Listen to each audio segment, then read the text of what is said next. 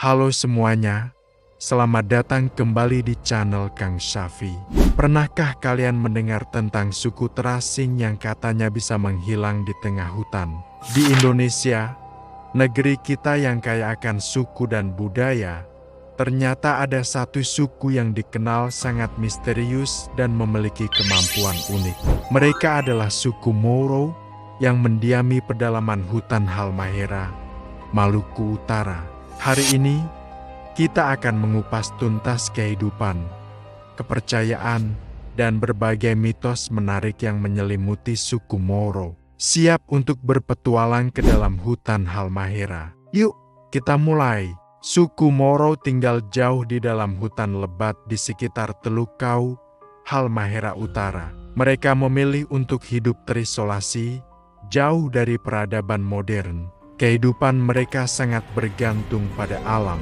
Rumah-rumah mereka, yang disebut sasa, dibangun dari bahan-bahan alami seperti kayu, bambu, dan atap daun sagu. Bentuknya sederhana, biasanya rumah panggung untuk melindungi diri dari binatang buas dan banjir. Karena hidup berpindah-pindah atau nomaden, rumah yang mereka bangun pun bersifat sementara. Ketika sumber makanan di satu area menipis, mereka akan pindah dan membangun sasa baru di lokasi lain. Sama seperti suku-suku pedalaman lainnya, suku Moro memenuhi kebutuhan hidup dengan cara berburu dan meramu. Para pria bertugas berburu hewan seperti babi hutan, rusa, dan kuskus menggunakan senjata tradisional seperti tombak, panah, dan sumpit beracun. Sementara itu, para wanita dan anak-anak bertugas meramu, mengumpulkan umbi-umbian, buah-buahan, sayuran hutan, dan tentu saja sagu yang menjadi makanan pokok mereka. Proses mengolah sagu ini sangat menarik, mulai dari menebang pohonnya, menokok batangnya hingga menjadi tepung, lalu diolah menjadi papeda atau dibakar. Sekarang kita masuk ke bagian yang paling menarik, yaitu kepercayaan dan mitos yang melekat pada suku Moro.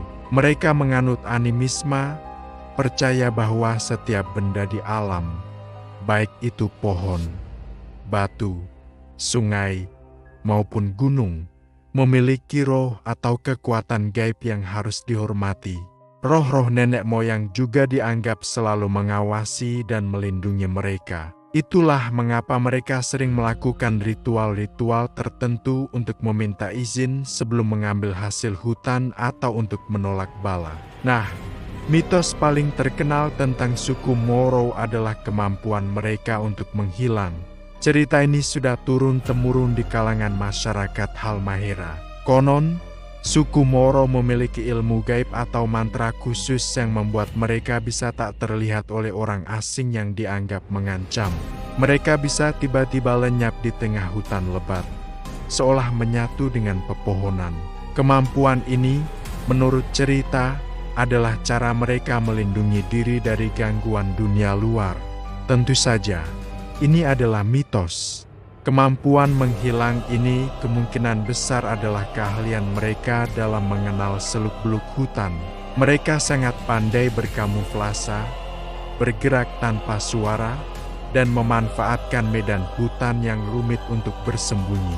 Bagi orang luar yang tidak terbiasa, gerakan cepat dan senyap mereka memang akan terlihat seperti mereka menghilang begitu saja. Selain mitos menghilang, ada juga legenda tentang asal-usul mereka.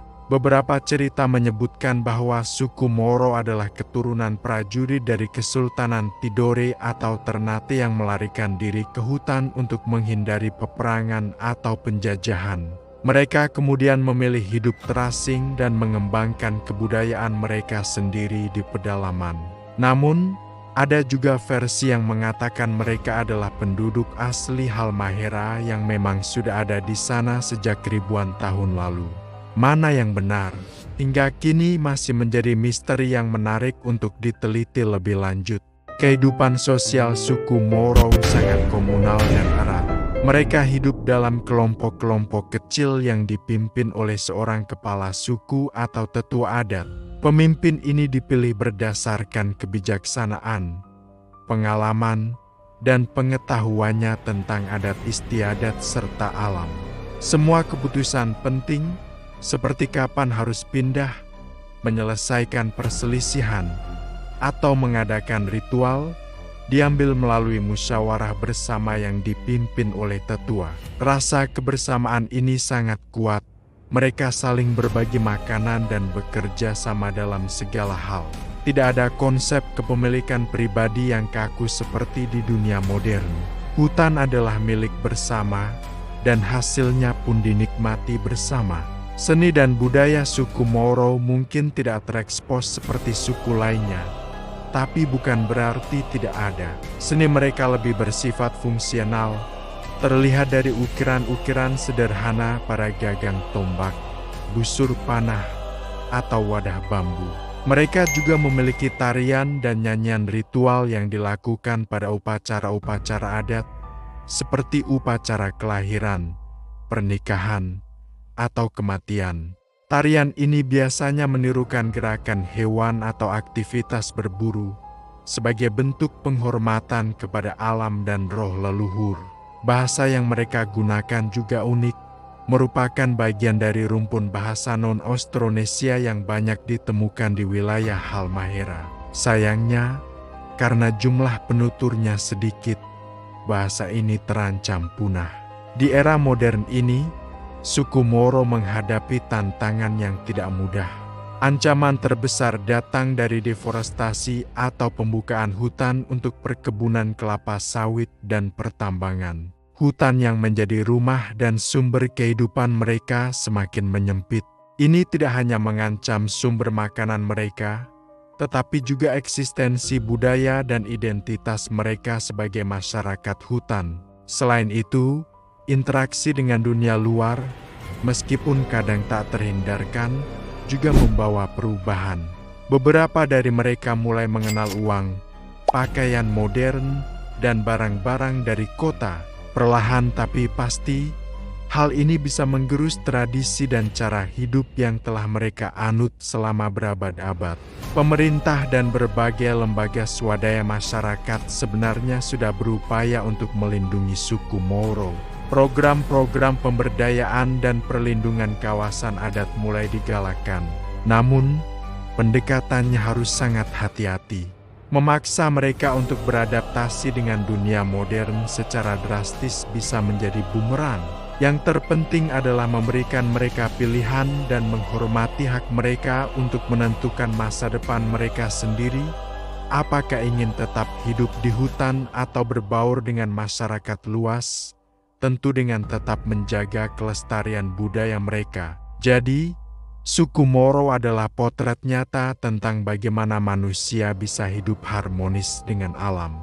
Di balik mitos kemampuan menghilang mereka, tersimpan kearifan lokal yang luar biasa dalam menjaga ekosistem hutan. Mereka adalah penjaga terakhir hutan Halmahera. Kisah mereka mengingatkan kita betapa pentingnya menjaga kelestarian alam dan menghargai keragaman budaya yang ada di Indonesia. Jangan sampai suku-suku seperti Moro hanya tinggal cerita karena hutan tempat mereka bernaung telah tiada.